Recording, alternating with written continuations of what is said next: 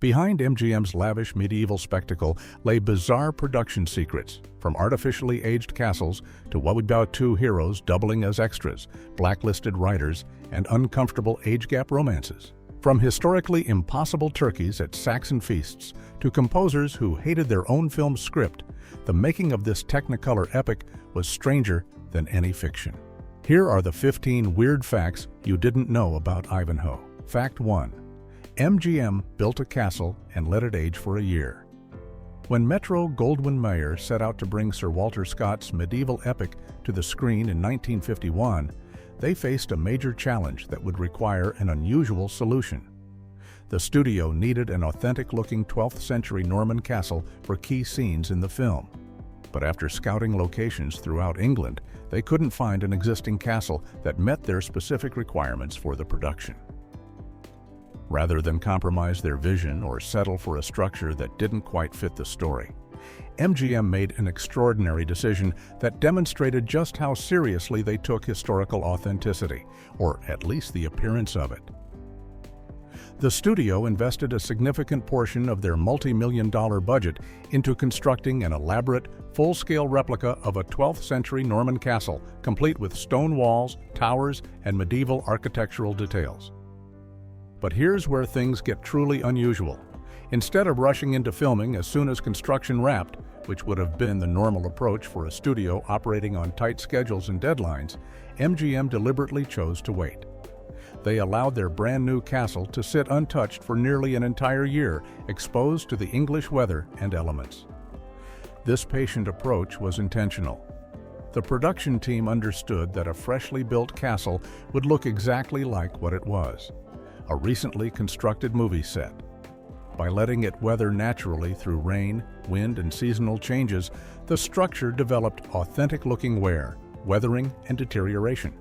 The stone-aged surfaces became stained and discolored, and the whole construction took on the genuinely ancient appearance they needed. This commitment to realism, spending both time and money just to make a set look properly old, shows the lengths Hollywood studios would go to during the golden age of epic filmmaking. Fact 2. The lead screenwriter was blacklisted mid-production.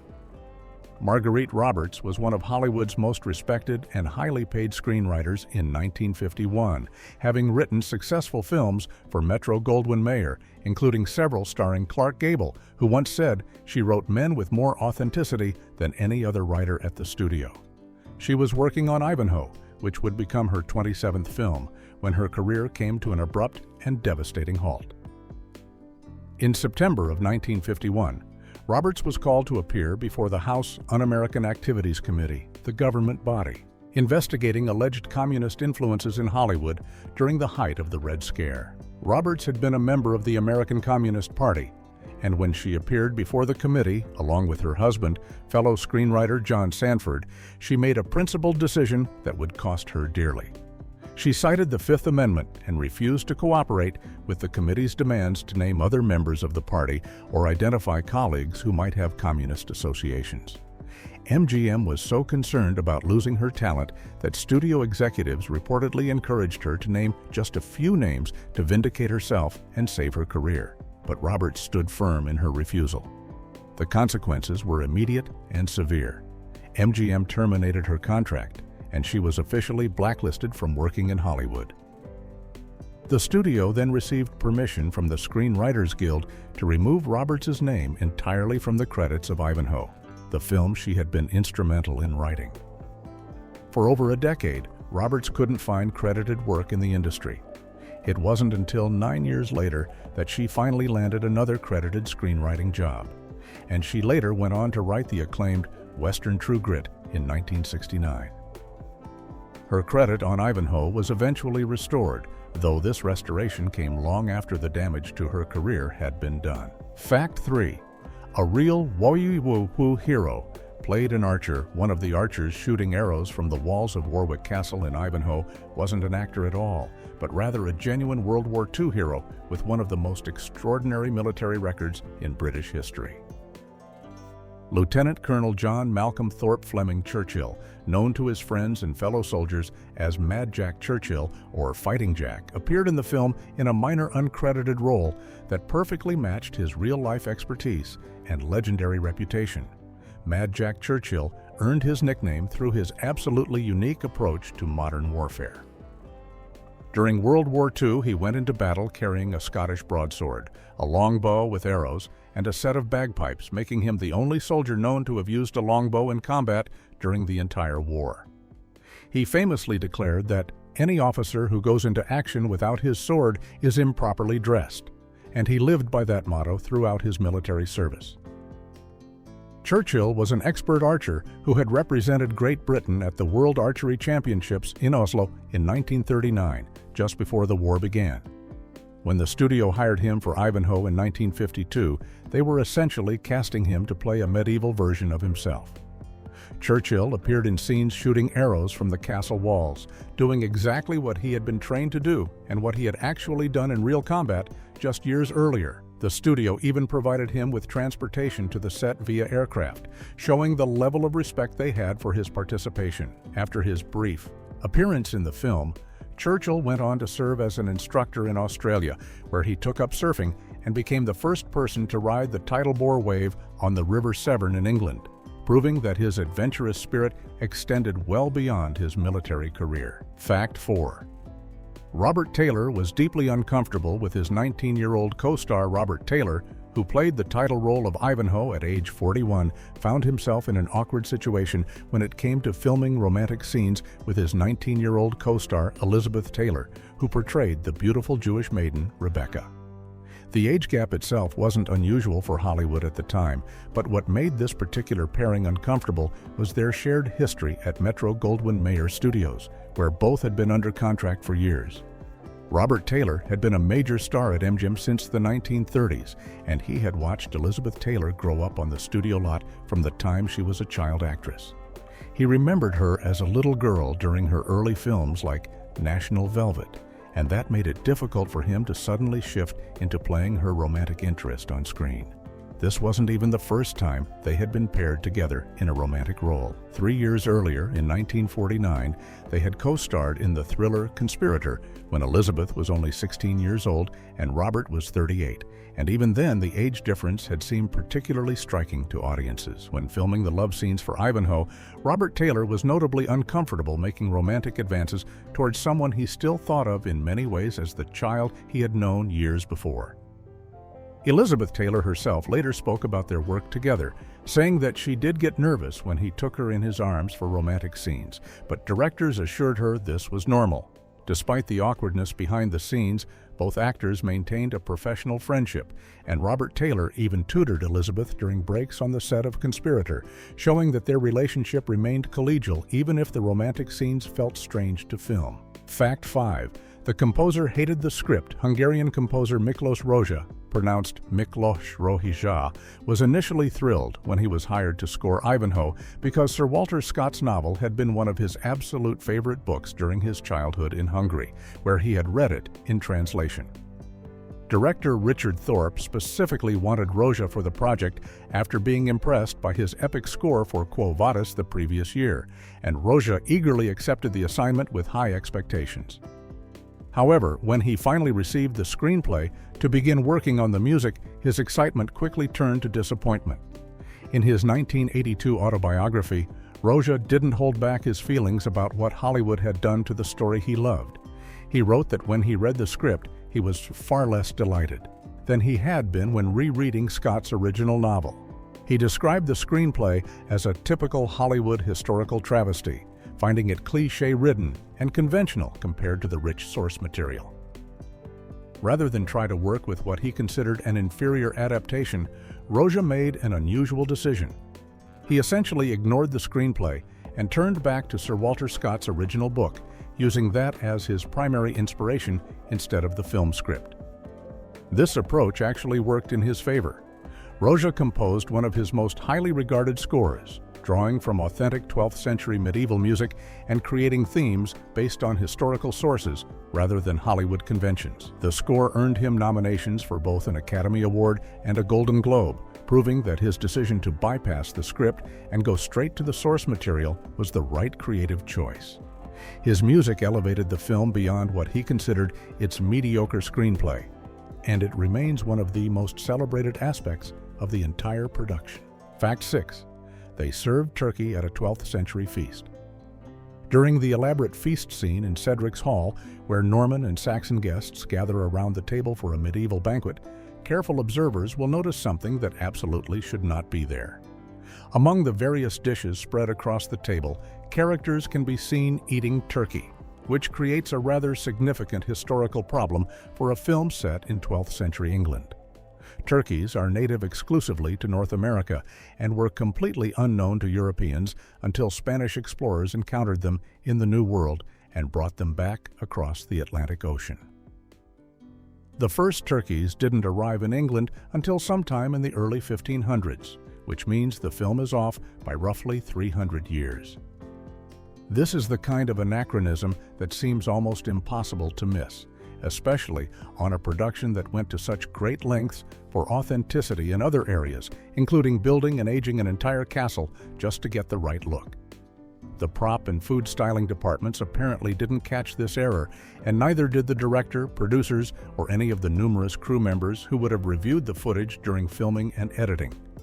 What makes this mistake even more puzzling is that medieval England had plenty of appropriate birds that would have been served at a Saxon nobleman's feast, including geese, swans, peacocks, chickens, and various game birds that were actually available during that time period. Any of these would have been historically accurate choices that wouldn't have raised any eyebrows from historians or eagle-eyed viewers. The turkey error has since become one of the most frequently cited historical mistakes in the film, appearing on lists of movie goofs and continuity errors. It serves as a reminder that even big-budget Hollywood productions with attention to period detail can overlook surprisingly obvious anachronisms. Fact 7. Joan Fontaine's sister played the same type of role. Almost 14 years earlier, Joan Fontaine was cast as Lady Rowena, the romantic lead opposite Robert Taylor in Ivanhoe, a film that features Robin Hood as a supporting character and revolves around the return of King Richard the Lionheart to the English throne. What makes this casting choice particularly interesting is that 14 years earlier, in 1938, Joan's older sister Olivia de Havilland had played Maid Marian, the romantic lead opposite Errol Flynn in The Adventures of Robin Hood, which was set during the exact same historical period and dealt with remarkably similar themes about King Richard and Prince John. The parallel between these two roles becomes even more striking when you consider that the sisters were famously estranged and had one of Hollywood's most bitter sibling rivalries. Despite their personal differences, both ended up playing nearly identical character types in medieval adventure films set in the same era, featuring Robin Hood and dealing with the conflict between the Saxons and Normans. Viewers even noted a clear family resemblance between the two actresses, which added to the sense that Joan was almost stepping into a role that could have been designed for her sister. The similarities extended beyond just the basic plot elements. Both films were shot in gorgeous Technicolor and featured elaborate tournament scenes, castle settings, and swashbuckling action sequences. Both actresses wore their hair in similar braided styles and portrayed noble Saxon women caught up in the political intrigue of Richard's absence from England. The main difference was in their interpretations, with Olivia's Marian being described as warmer and more charming, while Joan's Rowena came across as more aloof and distant. This strange career echo between the feuding sisters remains one of the more peculiar casting coincidences in classic Hollywood history. Fact 8. The film used an authentic 12th century melody. Sort of composer. Miklos Rozsa took great pride in his extensive research into authentic medieval music for the Ivanhoe score, going back to genuine 12th century sources to create themes that would feel historically appropriate for the film's setting. In interviews and his autobiography, Rozsa explained that he developed the principal Norman theme from what he believed was a Latin hymn written by the medieval troubadour Giraud de Bornel, pronounced Giraud de Bornel. This melody appears prominently in the film during scenes with the approaching Normans in Sherwood Forest and undergoes various musical treatments throughout the score. However, Roja was either mistaken or misremembering the actual nature of this historical piece of music. The melody he used, titled Res Glorios, Veris Lums Eclartats, which translates to Glorious King, True Light and Clarity, was not actually a Latin hymn at all. While the song does open by invoking the divine, making it easy to mistake for religious music, it is actually a completely secular piece known as an alba, or dawn song, in the Occitan language. The true subject matter of this supposedly sacred hymn is considerably less holy than Roja believed. The song tells the story of a narrator who is keeping guard during the night while his friend is inside spending time with another man's wife or mistress, essentially serving as a lookout during an affair. This makes for an amusing irony, considering that Roja chose this melody specifically to represent the noble Norman knights and their supposedly honorable cause in the film. The composer's mistake went unnoticed by audiences and critics at the time, and the music still works beautifully in context, but it means that one of the film's most prominent musical themes is actually based on a medieval song about adultery rather than religious devotion. Fact 9. MGM spent frozen British war money. The lavish production budget for Ivanhoe, which exceeded $3 million and made it one of Metro-Goldwyn-Mayer's most expensive projects at the time, came from an unusual financial source that actually dictated where and how the film could be made. During World War II, MGM and other Hollywood studios had accumulated millions of dollars in British banks from their film distribution and box office revenues in the United Kingdom. However, due to British currency restrictions and financial regulations put in place during and after the war, these funds were essentially frozen in place, meaning the studio was legally prohibited from transferring the money out of Britain back to the United States. This created an interesting problem for MGM. They had access to large amounts of money sitting in British accounts, but they couldn't bring it home to Hollywood or use it for their American productions. The only solution was to spend these frozen funds directly in England, which meant investing in productions that would be filmed entirely on British soil using British crews, locations, and resources. Rather than let the money sit idle in banks where it couldn't help the studio, MGM decided to pour it into ambitious period films that could take advantage of England's authentic castles, countryside, and experienced craftsmen. Ivanhoe became one of the primary beneficiaries of this unique financial situation. The studio was able to justify the enormous budget because they were essentially spending money that would have been worthless to them otherwise. This explains why the production could afford luxuries like constructing and aging an entire castle, shooting extensively on location throughout England and Scotland, hiring large numbers of extras and horses, and maintaining the cast and crew overseas for an extended filming period. The frozen war funds turned a potential financial limitation into an opportunity for epic filmmaking. Fact 10. Sebastian Cabot's character was designed to look like a 1922 silent film. Character Sebastian Cabot played the clerk of Copmanhurst in Ivanhoe, a jovial companion to Robin Hood who helps the heroes during their fight against Prince John's forces. In Sir Walter Scott's original novel, this character is eventually revealed to be Friar Tuck in disguise, though the film never explicitly makes this connection and presents him simply as a clerk who happens to be friends with the outlaw band. However, the makeup and costume departments made a very deliberate creative choice when designing Cabot's appearance that connected the film to Hollywood's earliest Robin Hood adaptations. The production team specifically styled Sebastian Cabot to visually resemble Friar Tuck, as portrayed by actor Willard Lewis in the 1922 silent film Robin Hood, which starred Douglas Fairbanks in the title role. This was a conscious decision to create a visual homage that would span 3 decades of cinema history, linking the 1952 Technicolor production back to one of the most celebrated swashbuckling films of the silent era. The costume, makeup, and overall physical presentation of Cabot's clerk character were designed to echo the look that audiences would have remembered from that earlier classic film. This kind of subtle nod to film history would have been particularly meaningful to moviegoers and critics who were familiar with the Douglas Fairbanks version, creating a sense of continuity between different generations of Hollywood adventure films. It also shows how the filmmakers were thinking about Ivanhoe, not just as a standalone production, but as part of a larger tradition of bringing medieval legends and Robin Hood stories to the screen. The choice to make this visual reference while simultaneously keeping the character's identity as Friar Tuck ambiguous in the actual plot created an interesting layer of connection for film historians and devoted fans. Fact 11. Robert Taylor, called period films. Iron jockstrap movies. Robert Taylor may have been the star of Ivanhoe and went on to lead 2 more medieval adventure films for Metro-Goldwyn-Mayer, but he made no secret of his personal feelings about costume pictures and historical epics. The actor openly referred to these period productions as iron jockstrap films, a colorful and somewhat crude term that perfectly captured his disdain for the heavy armor, uncomfortable costumes, and physical demands that came with playing knights and warriors in medieval settings.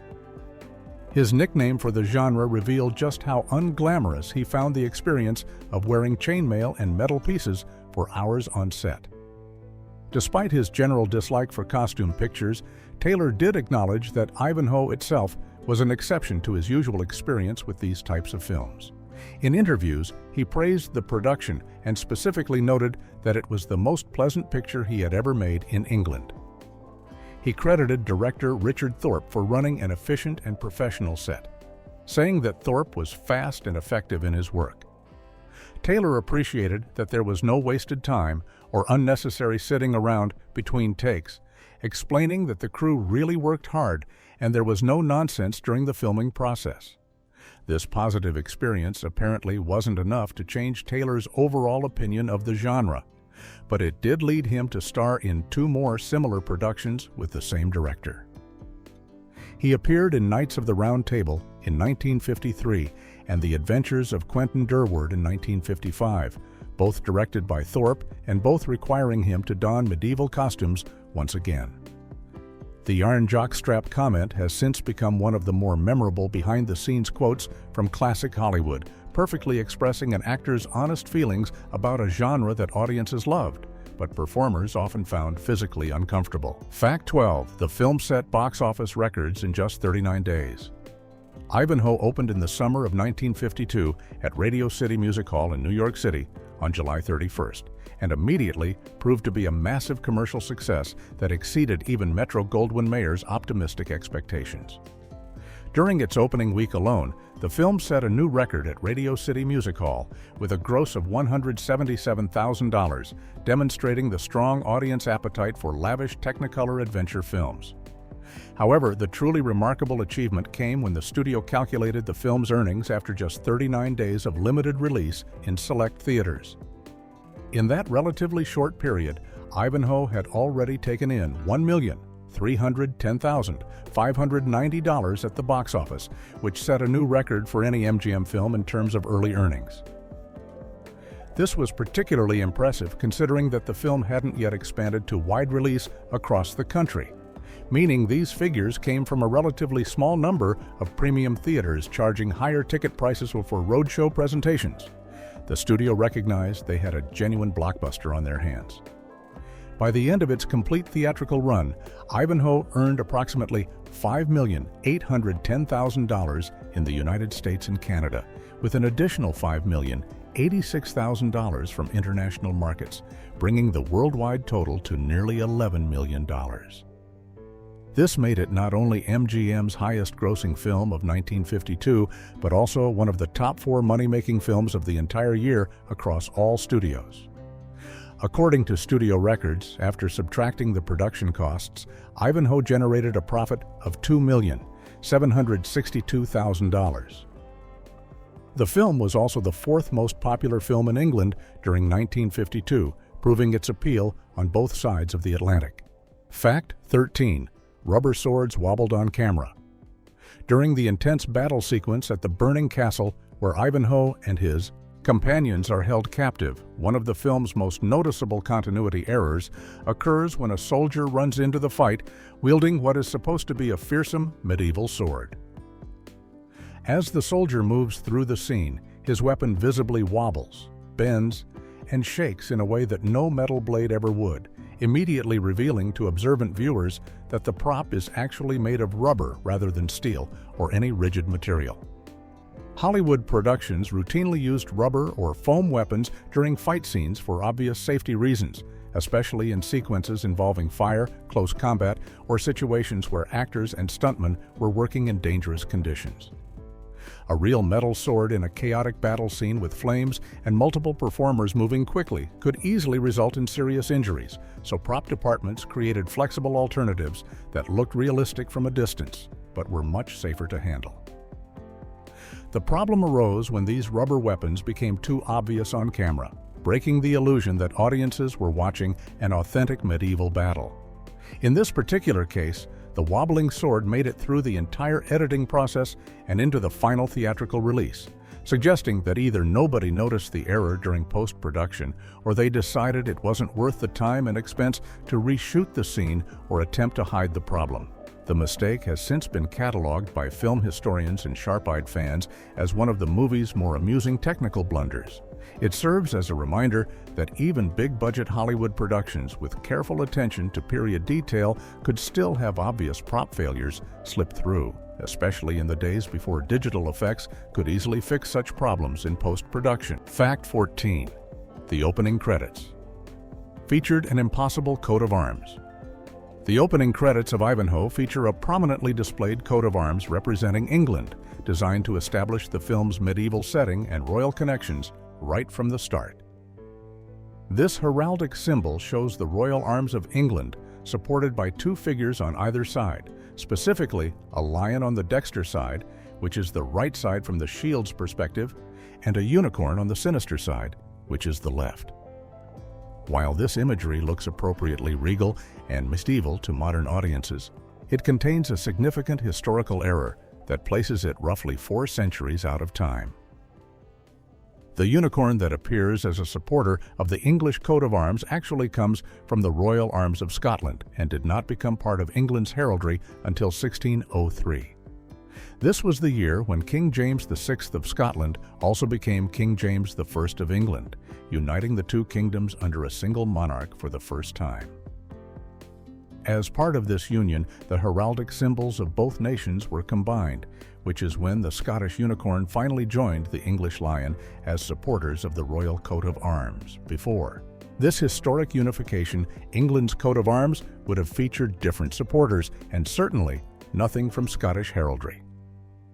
Since Ivanhoe is set in the late 12th century during the reign of King Richard I, somewhere around the 1190s, the coat of arms shown in the opening credits is anachronistic by more than 400 years. This is similar to showing an American flag with 50 stars in a film set during the Revolutionary War. The error likely occurred because the designers simply used the modern, familiar version of the British Royal Arms without researching what English heraldry actually looked like during the medieval period when the story takes place. Fact 15. The film spawned 2 unofficial sequels. The enormous commercial and critical success of Ivanhoe convinced Metro-Goldwyn-Mayer that they had discovered a winning formula worth repeating, leading the studio to quickly develop what became known as an unofficial trilogy of medieval adventure films. These productions weren't sequels in the traditional sense, as they featured completely different characters and stories, but they reunited the same key creative team and followed a similar template of lavish Technicolor historical epics. All 3 films were produced by Pandro S. Berman, directed by Richard Thorpe, starred Robert Taylor in the lead role, and were shot at MGM's British studios near London. The first follow-up came just 1 year later in 1953 with Knights of the Round Table, which cast Robert Taylor as Sir Lancelot in the Arthurian legends. This production proved that Ivanhoe's success was no fluke, as Knights of the Round Table became another massive hit for the studio, earning strong box office returns and proving that audiences had a genuine appetite for these kinds of medieval spectacles. Encouraged by 2 consecutive successes, MGM greenlit a 3rd film in 1955 called The Adventures of Quentin Durward, which was also adapted from a Sir Walter Scott novel, just like Ivanhoe had been. However, The Adventures of Quentin Durward failed to capture the same magic as its predecessors. The film barely broke even at the box office and received a much more lukewarm response from critics and audiences alike. This disappointing performance effectively ended Robert Taylor's cycle of swashbuckling medieval adventures and marked the conclusion of MGM's attempt to create a sustainable franchise around this particular genre and creative team. Despite Taylor's earlier complaints about iron jockstrap movies, the trilogy had given him three of his most memorable roles during the 1950s.